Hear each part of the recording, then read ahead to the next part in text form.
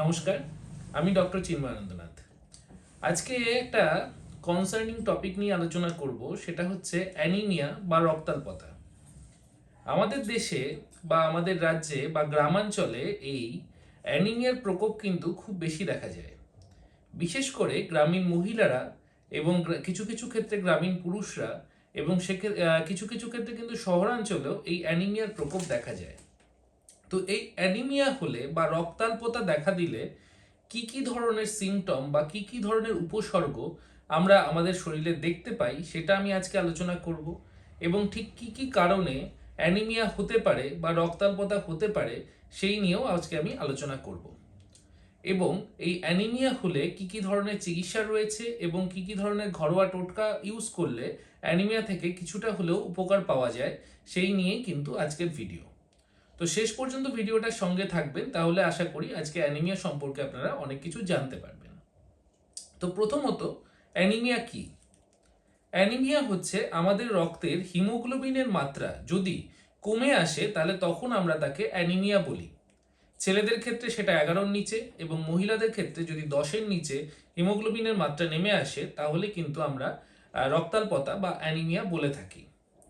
এবার severe anaemia কাকে বলবো? কখন আমাদের রক্ত দিতে হবে? যদি হিমোগ্লোবিন ছেলে এবং মেয়ে উভয়ের ক্ষেত্রেই 7-এর নিচে নেমে আসে, তাহলে কিন্তু আমাদেরকে রক্ত নিতেই হবে। সুতরাং আমাদের এটাই কাম্য থাকবে যে রক্ত নেওয়ার আগে পর্যন্ত যে হিমোগ্লোবিনের মাত্রা রয়েছে, তখন থেকেই চিকিৎসা শুরু করে হিমোগ্লোবিনের মাত্রাটাকে 10-এর ওপরে বা 11-র ওপরে উঠিয়ে নেওয়া। তো প্রথমত আমি আসছি, আমাদের যদি কারোর অ্যানিমিয়া বা রক্তাল্পতা হয়, তাহলে আমরা কি কি ধরনের উপসর্গ তার মধ্যে পেতে পারি। প্রথমত, রক্ত আমাদের শরীরের প্রত্যেকটা সেলে সেলে বা শিরায় উপশিরার মাধ্যমে কোষে কোষে কিন্তু যাচ্ছে, এবং তার মাধ্যমেই কিন্তু আমাদের বডির মেটাবলিজম থেকে শুরু করে অন্যান্য সমস্ত কিছু হচ্ছে। তো বডিতে যখন রক্ত কমে যায়, তখন কিন্তু আমাদের সারা শরীরেই নানা রকমের সিমটম দেখা দিতে থাকে। তার মধ্যে প্রথম সিমটম হচ্ছে দুর্বলতা। বিভিন্ন সময়ই দেখা যায় যে কাজ করতে করতে অল্প কাজেই হাঁপিয়ে যাচ্ছে, বা অল্প একটু কাজ করার পরেই মনে হচ্ছে যে আর কাজ করার এনার্জি নেই, বা সিঁড়ি দিয়ে উঠতে গেলে বা একটু জোরে হাঁটতে গেলেই হঠাৎ করে আহ, দুর্বলতা লাগছে, বা হঠাৎ চোখের সামনেটা অন্ধকার হয়ে আসছে, বা বুকের বাঁ দিকে চাপ চাপ ব্যথা হচ্ছে, বা হঠাৎ করে বুক ধড়পড়ানি শুরু হচ্ছে। এই ধরনের যদি সিমটম দেখা যায়, তাহলে কিন্তু রক্তাল্পতা বা অ্যানিমিয়া আমরা সাসপেক্ট করতে পারি। এছাড়াও কোনো কোনো ক্ষেত্রে দেখা যায় যে স্কিনের কালার চেঞ্জ হয়ে যাওয়া। যেরকম আমাদের যখন রক্ত বডিতে কমে যায়, তখন কিন্তু স্কিন কিছুটা ফ্যাকাশে বা কিছুটা হলদে কালারের হয়ে যেতে পারে। এছাড়া যদি কখনো অ্যাংজাইটি বা কখনো যদি পস্টুরাল হাইপোটেনশন, মানে হঠাৎ করে উঠে দাঁড়ালে মাথা ঘুরে যাওয়া, বা যদি বাথরুমে গিয়ে ইউরিন করার পরে বা স্টুল পাস করার পরে হঠাৎ করে মাথা ঘোরা শুরু হয়, বা যদি কারুর কোনো সময় হঠাৎ করে মনে হয় অজ্ঞানের মতন হয়ে যাচ্ছে, এই সিমটমগুলো কিন্তু অনেক সময় অ্যানিমিয়ার কারণ হয়ে উঠতে পারে। এছাড়াও অন্যান্য অনেক কারণে এই ধরনের সিমটম আসতে পারে, কিন্তু অ্যানিমিয়াতেও কিন্তু এই ধরনের অনেক সিমটম দেখা যায়। তো যদি আপনার মধ্যে এই ধরনের কোনো সিমটম দেখা দেয়, তাহলে কিন্তু আপনি অতি তাড়াতাড়ি আপনার সিবিসি টেস্ট বা কমপ্লিট ব্লাড কাউন্ট বা হিমোগ্লোবিন টেস্ট একটা করে দেখে নিতে পারেন যে আপনার রক্তে কোনো রকম কোনো সমস্যা হয়েছে কিনা। এবং সেই যদি রক্তে কোনো সমস্যা থেকে থাকে, তাহলে আপনি আপনার ডাক্তারবাবুর সঙ্গে পরামর্শ করে কিন্তু যতটা আর্লি সম্ভব চিকিৎসা শুরু করতে পারেন। এবার আমরা আসছি রক্তাল্পতা বা অ্যানিমিয়ার কিছু কারণের মধ্যে, যে কি কি কারণে আমাদের শরীরে অ্যানিমিয়া বা রক্তাল্পতা দেখা দিতে পারে। প্রথমত, কিছু ক্রনিক ডিজিজ রয়েছে, যেই কারণে হচ্ছে গিয়ে আমাদের বডিতে রক্ত তৈরি কম হয়, বা রক্ত তৈরি হলেও সেই রক্তটা নষ্ট হয়ে যায় তাড়াতাড়ি। সেই রকম রোগের মধ্যে রয়েছে থ্যালাসেমিয়া, সেই সমস্ত রোগের মধ্যে রয়েছে ক্যান্সার, প্রধানত blood cancer, CKD chronic kidney disease, coagulation disorder, hypersplenism বা স্প্লিন অতিরিক্ত কাজ করা, সিএলডি ক্রনিক লিভার ডিজিজ, এবং অন্যান্য কিছু ক্রনিক রোগ। এই ধরনের রোগ যদি থাকে, তাহলে কিন্তু আমাদের বডিতে হিমোগ্লোবিনের মাত্রা কমে যায়, ব্লাড সার্কুলেশন বা ব্লাড তৈরি হওয়া কমে যায় এবং আস্তে আস্তে হচ্ছে গিয়ে আমাদের হিমোগ্লোবিন ড্রপ করতে শুরু করে।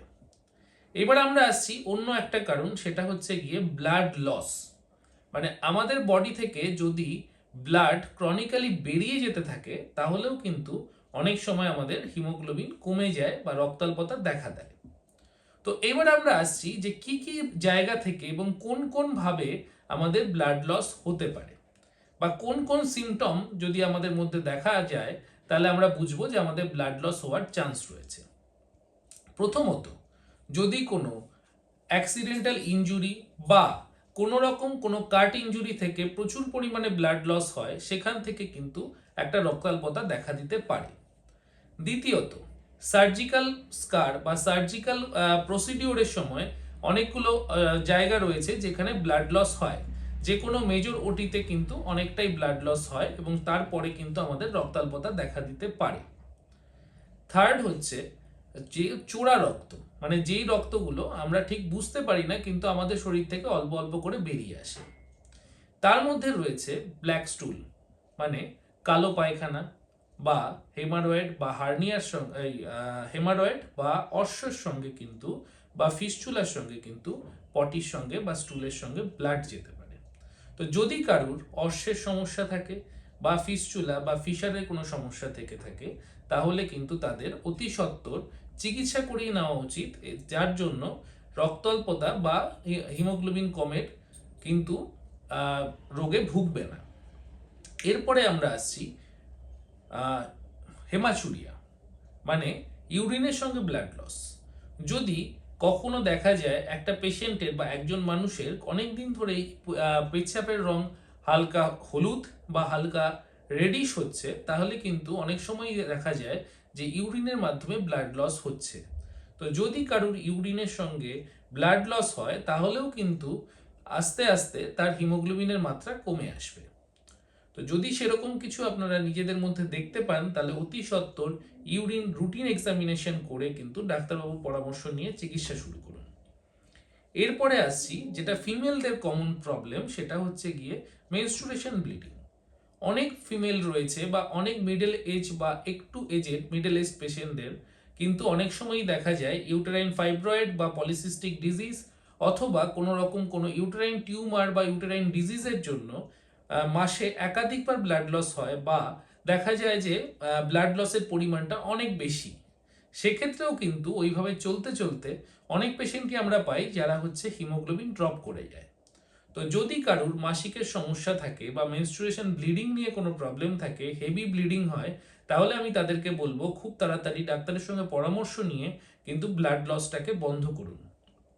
এছাড়াও কোনো কোনো সময় স্কিনের নিচে কিন্তু ব্লিডিং, মাইক্রো ব্লিডিং হয় বা স্কিনের নিচে স্পট দেখা যায়, ব্লাডের ক্লট জমে যায়, এইভাবেও কিন্তু অনেক সময় ব্লিডিং হয়। এছাড়া দাঁতের গোড়া থেকে কফের সঙ্গে, কাশির সঙ্গে বা বমির সঙ্গেও কিন্তু আমাদের ব্লাড লস অনেক সময় হতে পারে। তো যদি কোনো রকমের কোনো ব্লাড লস বডির কোনো জায়গা থেকে আপনার হয় এবং সেটা যদি আনন্যাচারাল ওয়েতে হয় তাহলে কিন্তু সেটা দেরি না করে আপনারা অতি সত্বর ডাক্তারবাবুদের পরামর্শ নিতে পারেন। এবার আমরা আসছি যদি আমার হিমোগ্লোবিন ড্রপ করে বা যদি আমার হিমোগ্লোবিন কমে যায় তাহলে আমরা কি ধরনের চিকিৎসা নিতে পারি বা ঘরোয়া কি কি উপায় আছে যার মাধ্যমে আমরা হিমোগ্লোবিন বাড়াতে পারবো। প্রথমত, বাড়িতে চিকিৎসা করার আগে আপনাকে জানতে হবে যে আপনার হিমোগ্লোবিনটা ঠিক কোন রোগের জন্য কমছে। প্রথমত আগে ওই রোগের চিকিৎসা করাতে হবে, তাছাড়া কিন্তু আপনি হিমোগ্লোবিন আপনার বডিতে বাড়াতে পারবেন না। যদি কোনো জেনেটিক্যাল ডিসঅর্ডার বা কোনো রকম কোনো ফ্যামিলি রোগ থাকে তাহলে সেক্ষেত্রে সেটারও কিন্তু কিছু চিকিৎসা রয়েছে, যেমন থ্যালাসেমিয়ারও কিছু পার্টিকুলার চিকিৎসা রয়েছে যার মাধ্যমে কিন্তু ব্লাড ট্রান্সফিউশন ডিলে করা যায়। এছাড়া অন্যান্য যে সমস্ত ব্লাড লস জাতীয় রোগ রয়েছে তাতে কিন্তু চিকিৎসা করালে আপনার সেই ব্লাড লসটাকে বন্ধ করা যাবে এবং তারপরে যদি আপনি ব্লাড এক্সট্রা করে যদি মানে ব্লাড ট্রান্সফিউশন করেন বা আয়রন জাতীয় খাবার বা আয়রন সাপ্লিমেন্ট ইনজেকশন বা আয়রন সাপ্লিমেন্ট ট্যাবলেট নেন তাহলে কিন্তু আস্তে আস্তে আপনার হিমোগ্লোবিন কারেকশন হবে। এবার আমরা আসছি বাড়িতে কোন কোন খাবারগুলো খেলে আয়রনের চাহিদাটা পূরণ হবে। সাধারণত সবুজ সবজি, লাল শাক, পালং শাক, গাজর, বিট, কুলেখাড়া শাক, মাংস, ডিম, দুধ, এই ধরনের খাবারে কিন্তু আয়রনের মাত্রাটা অনেক বেশি থাকে। তো যদি আপনারা রেগুলার খাবারের মধ্যে এই ধরনের খাবারগুলোকে ইনক্লুড করতে পারেন, তাহলে কিন্তু অনেক ক্ষেত্রেই দেখা যাবে যে কিছুটা হলেও আয়রন ডেফিসিয়েন্সি থেকে আমরা বাঁচতে পারবো। তো রক্তই আমাদের জীবন। বডিতে যদি রক্তের কম হয় তাহলে কিন্তু আস্তে আস্তে প্রত্যেকটা অর্গান দুর্বল হতে শুরু করে এবং একটা সময় পরে কিন্তু সবাই ডিসফাংশন বা অকেজো হতে শুরু করে। সুতরাং যদি আপনার রক্তাল্পতা থাকে তাহলে সেই রোগটাকে অ্যাভয়েড না করে খুব তাড়াতাড়ি ডাক্তারবাবুদের পরামর্শ নিন এবং ডাক্তারবাবুর পরামর্শ অনুযায়ী চিকিৎসা করিয়ে সুস্থ হয়ে উঠুন। অ্যানিমিয়া কোনো বাজে রোগ নয়, কিন্তু এই রোগ থেকে কিন্তু আপনার মারাত্মক রোগের সৃষ্টি হতে পারে। সুতরাং রোগ পুষে রাখবেন না, ডাক্তারবাবুদের দেখান, অবশ্যই আপনি সুস্থ হয়ে উঠবেন। ধন্যবাদ আমার ভিডিওটা দেখার জন্য। নমস্কার।